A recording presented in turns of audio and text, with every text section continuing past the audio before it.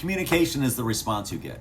One of the top management or leadership challenges I hear about the most when I'm out and about talking to business owners in Louisville is communications.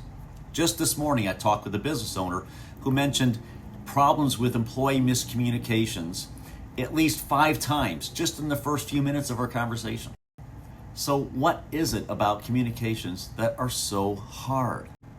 Well, over the years, I've studied communications between people by paying attention in a variety of businesses and settings.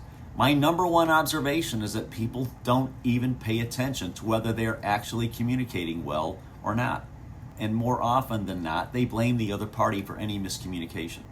My most recent example of this is a leadership team workshop that I held with a client recently, where the business owner talked about how he delegated effectively using his great communication skills. Now, in the bigger picture, he is an excellent leader and communicator, and he is doing a lot of things right, but he was really lost in this situation. Quickly summarize, in the same breath, he said the following. First, he said, when he tells someone that he needs something ASAP, as soon as possible, he means that he trusts the other person to work it into their priorities and get it done whenever they think ASAP is for them. And he expressed disappointment in how long it took someone to complete a task that he had asked them to complete ASAP. Strangely and funnily, he didn't even see the conflict in that message. What happened next is that we all learned that of the 5 people in the room, there were 4 different interpretations of what ASAP meant when he said it. This just went to reinforce the need for more specificity and less assuming, and reminded everyone of what I've been teaching for over 20 years. Communication is the response you get. If you aren't getting the response you want, then you simply aren't communicating effectively. Communications takes 2 or more, and effective communication requires all parties to actively participate in the communication.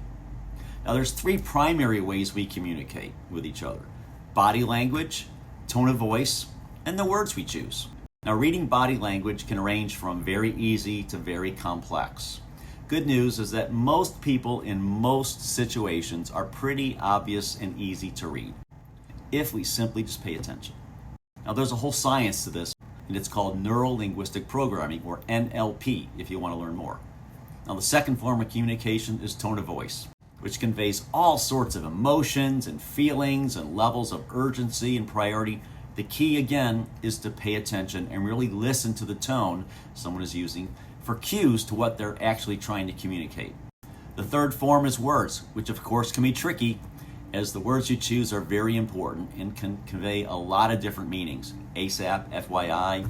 If you frequently use acronyms in place of important phrases like that, you run the risk of what you actually mean being lost in translation. For example, some people use FYI, for your information, to simply convey routine, non-actionable information, in case they were curious about something. Others use FYI to imply that something is important, maybe even an actionable priority. Now, how is the recipient of an ASAP or FYI to know if you mean it literally or figuratively? If you find yourself frequently dealing with lots of little miscommunications, remember that each of these probably costs 15 to 20 minutes of productivity, and that adds up over days and weeks. Now, if this sounds like you, let's grab a cup of coffee to brainstorm how you can prevent the endless series of miscommunications that are costing you time, money, and probably your sanity at times.